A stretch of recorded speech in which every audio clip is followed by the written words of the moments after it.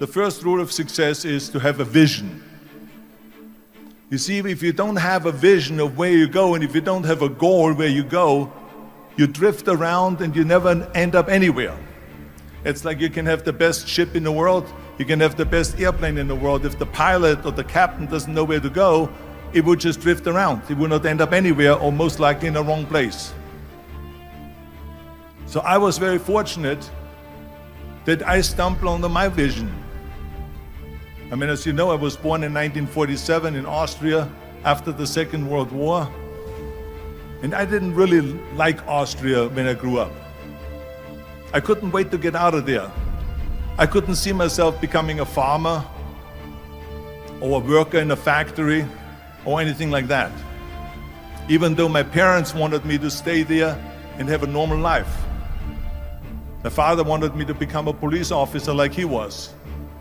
My mother wanted me just to stay there and marry a girl with the name of Heidi, hopefully, and have a bunch of kids and run around like the Van Trapp family in The Sound of Music. But that was their vision, not mine. My vision was totally different. I felt that I was born for something special, for something unique, for something big. So I was searching. Then one day I went to school. I remember I was 11 years old, and they showed a documentary about America.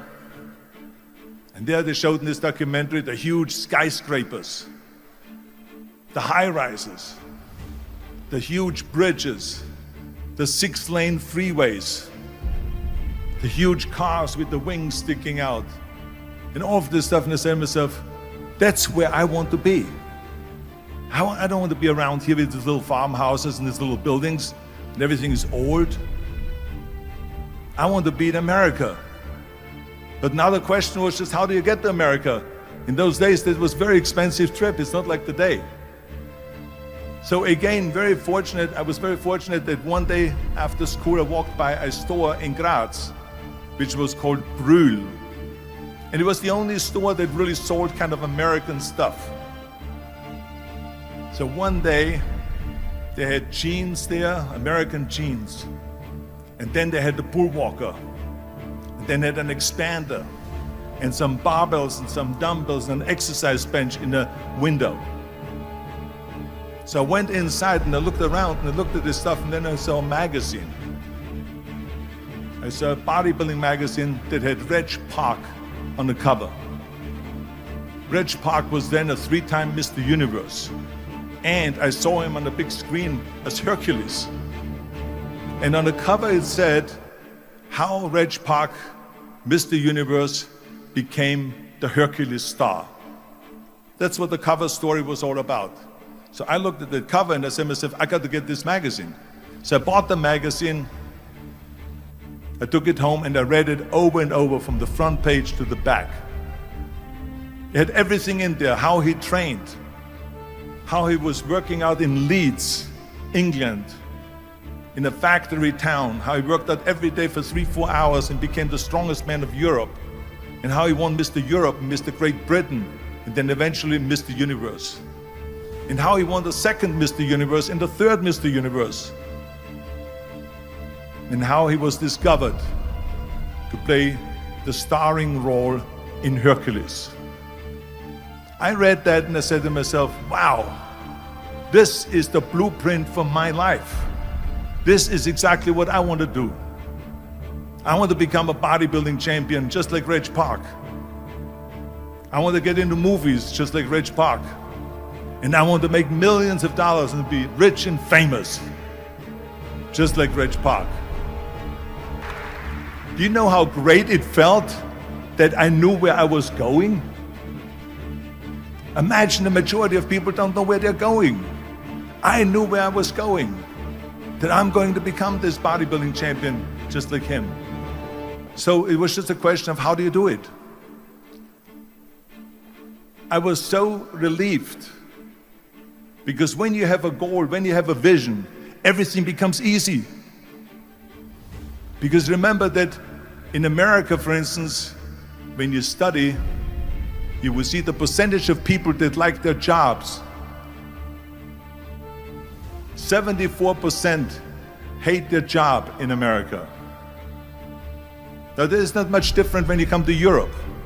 The majority of people don't like what they're doing because they're really not doing it because they didn't have a goal and they followed this goal.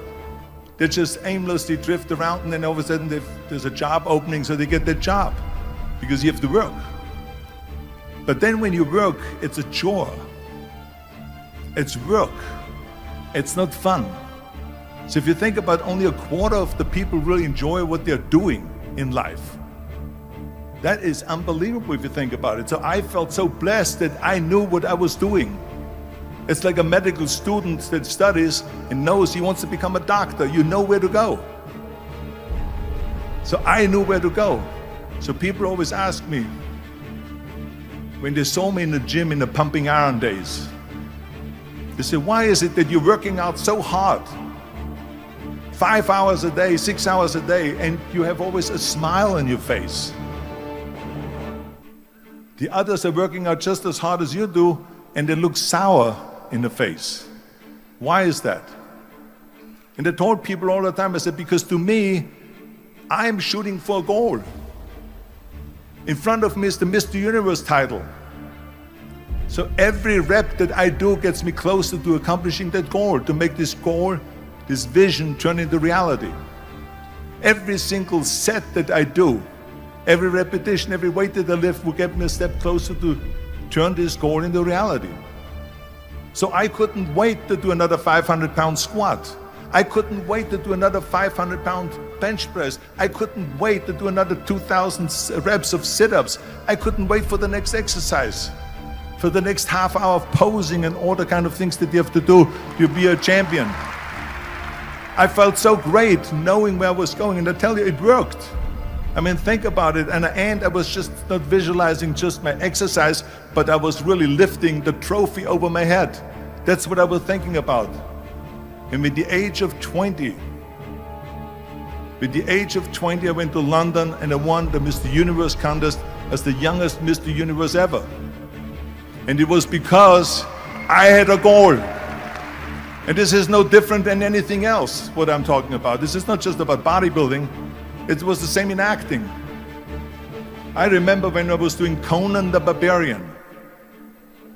I was crawling on the rocks with a sword in my arm, crawling on all four. And of course, being that it's Conan, I didn't have clothes on or anything like that, right? So I was kind of, my knees were bare, my elbows were bare and everything else. And I'm crawling on the rocks. So after 10 takes, my elbows were bleeding and my knees were bleeding. And the director came to me and he said, Arnold, I'm so sorry that you have to go through this, but we need one more take, a close-up of you crawling with the sword towards the camera. Can you handle one more take? And I said to him, I don't know what you're talking about. He says, I'm totally fine. He says, but you're bleeding. I said, because I don't feel it, because I can visualize what the scene will look like in a film.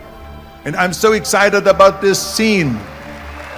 I was visualizing crawling up behind Thulsa Doom, which was played by James Earl Jones.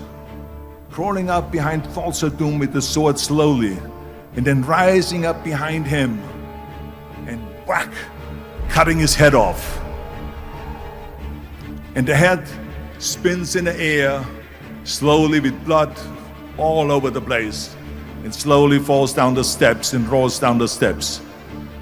And his body slowly falls sideways. That was what I was visualizing, and that was very important because he, in the movie, killed my parents, killed Conan's parents.